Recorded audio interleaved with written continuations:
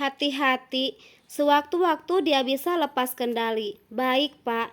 Salah satu polisi mengarahkanku masuk ke ruangan khusus. Di sana Nadia kurung sendirian, tidak disatukan dengan napi lain. Mungkin takut membahayakan yang lainnya. Sebab ikatan tali sudah dilepas, Dek. Istriku terduduk di pojokan, rambut awut-awutan. Dia tutup wajah dengan ke-10 jari jemarinya. Suara isak tangis terdengar lirih. Maafkan Mas, Dek. Nadia perlahan mengarahkan pandangan padaku. Sorot matanya kosong, dia bagaikan orang lupa ingatan, mengernyitkan dahi seakan-akan mengingat-ingat siapa diriku. Penjahat, pergi! Tatapan Nadia berubah mengerikan. Dia melihatku penuh amarah.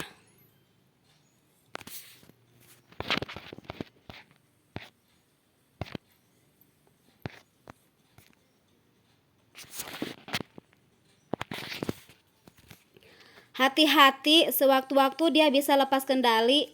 Baik, Pak. Salah satu polisi mengarahkanku masuk ke ruangan khusus. Di sana Nadia dikurung sendirian, tidak disatukan dengan napi lain. Mungkin takut membahayakan yang lainnya. Sebab ikatan tali sudah dilepas. Dek, istriku terduduk di pojokan, rambut awut-awutan. Dia tutup wajah dengan ke-10 jari jemarinya. Suara isak tangis terdengar lirih. Maafkan Mas, Dek. Nadia perlahan mengarahkan pandangan padaku.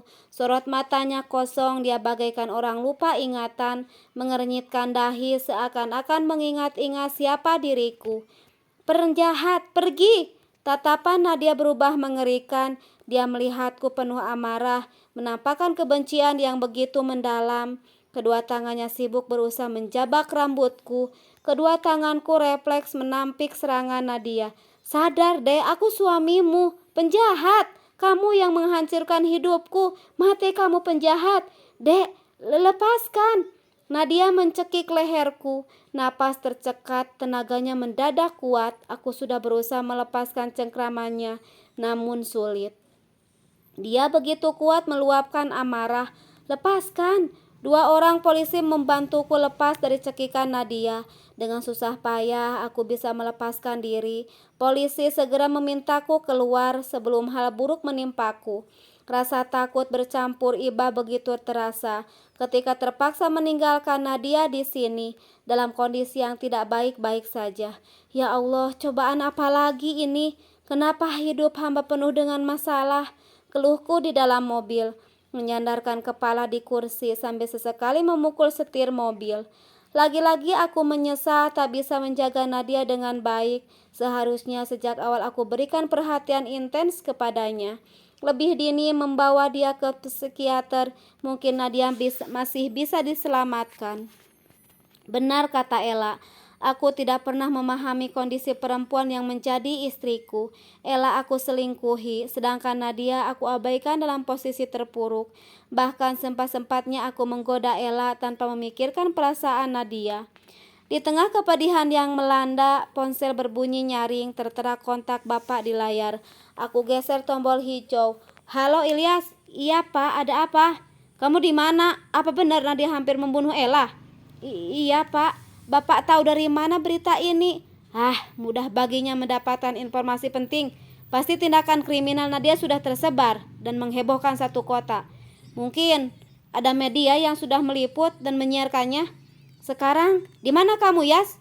Di kantor polisi, Pak. Ilyas mencoba melihat kondisi Nadia, tapi dia malah histeris dan mencoba mencokik Ilyas.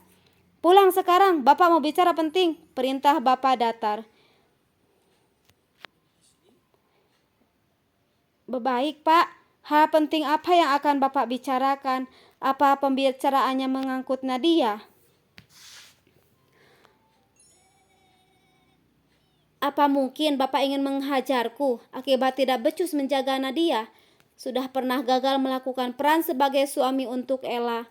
Saat ini tidak bisa juga menjadi suami yang baik dan benar untuk Nadia.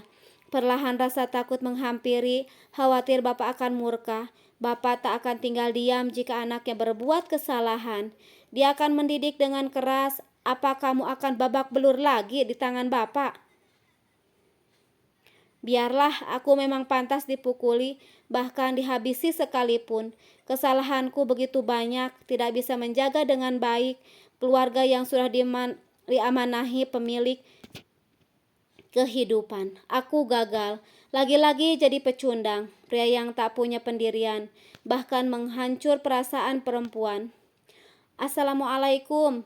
Setelah perjalanan kurang lebih 1 jam, aku sampai di rumah. Bapak seorang diri sudah menunggu di ruang tamu. Sorot matanya terus menyelidik, berusaha menelanjangi pikiranku. Apa yang kamu lakukan pada Nadia? Ilyas memang tidak becus jadi suami, Pak. Tapi demi Allah, kali ini Ilyas tidak melakukan hal buruk pada Nadia. Jangan bawa-bawa nama Gusti Allah. Bisa jadi kamu merasa tidak berbuat buruk. Padahal, nyatanya tanpa disadari kamu sudah melukai perasaan istrimu. Bapak pandai membaca kesalahanku. Aku jelaskan apa yang terjadi semalam dengan menekankan bahwa aku sudah berusaha sebaik mungkin menjadi suami walaupun kenyataannya buruk yang terjadi. Semua di luar kuasaku. Gerak-gerik Nadia sulit dipahami. Dia nampak baik-baik saja semalam. Masih bersikap seperti orang waras meskipun sedikit temperamental. Semua yang terjadi pasti ada penyebabnya. Koreksi dirimu, Ilyas. Kamu ini laki-laki. Bapak selalu berusaha menanamkan rasa tanggung jawab, tapi kamu selalu abai, bersikap seenaknya. Ilyas sadar, Pak, tapi Ilyas sama sekali tidak menyangka bakal kejadian kayak gini. Berpikir pakai iman, bukan mendahulukan nafsu, ujar Bapak. Kedua tangan dilipat di dada, dia alihkan pandangan, tak mau melirikku. Maafkan Ilyas, Pak. Terus Ilyas harus gimana? Tanyaku. Terus Ilyas harus gimana? Tanyaku sambil menutup wajah dengan tangan. Kamu tentu tahu jawabannya. Maksudnya, Pak, di sini dan di sini. Bapak menunjukkan dada, lalu beralih ke kepala. Ilyas bingung, Pak, kenapa hidup Ilyas jadi seperti ini? Ilyas tidak bisa menjaga orang-orang yang Ilyas sayangi. Aku menunduk sambil menangis. Hampir puluhan tahun tidak pernah menangis, tersedan-sedan di depan Bapak. Malu. Dia selalu mengajarkanku untuk kuat dan tangguh. Namun, ternyata aku rapuh.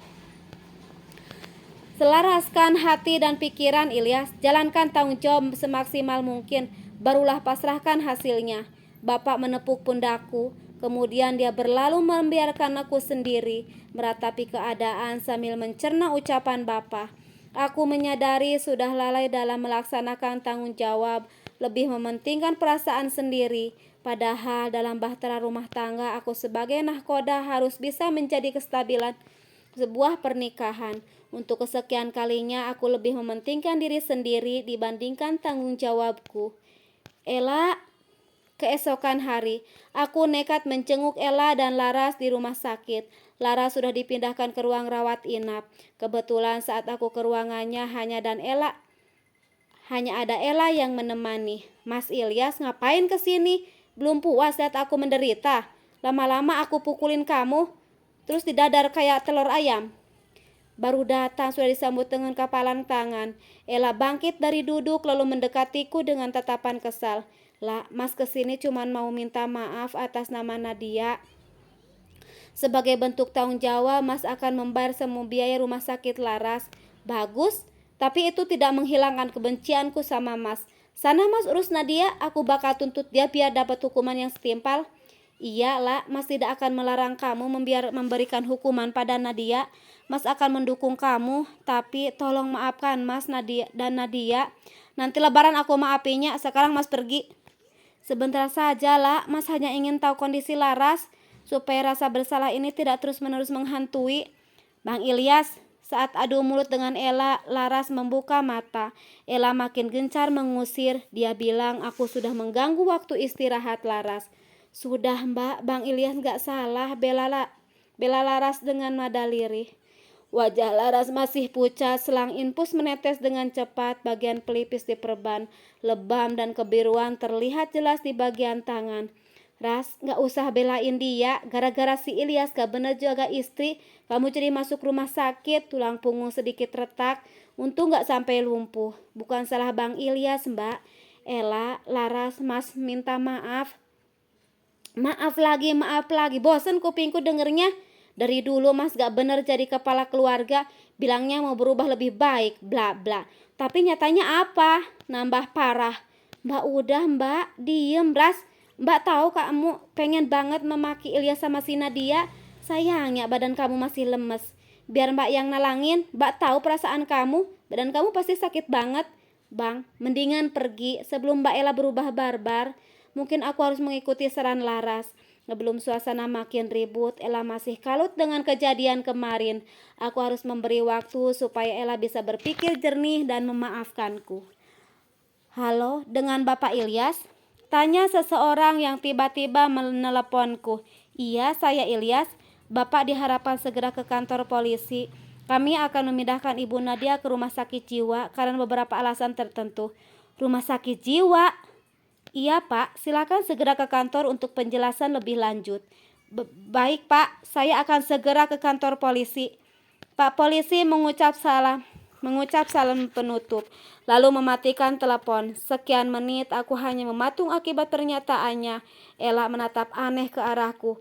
Mas Ilyas sadar. Ella memukul bahuku. Iyalah, disuruh pergi malah ngelamun. Nanti keserupan berabe. Emang siapa yang masuk ke rumah sakit jiwa? Nadia lah. Apa? Laras dan Ella kompak terkaget-kaget mendengar jawabanku. Mas pamit lah mau ke kantor polisi. Tak mau menunda waktu, aku berbalik badan untuk keluar. Nadia membutuhkanku. Di saat terpuruk seperti ini, aku harus menemaninya. Seberat apapun masalahnya, berusaha aku hadapi. Tidak boleh lari dari masalah untuk kesekian kalinya. Mas, aku ikut, ucap Ella menghentikan langkahku. Maka aku berbalik badan dan menatap Ella meminta kepastian.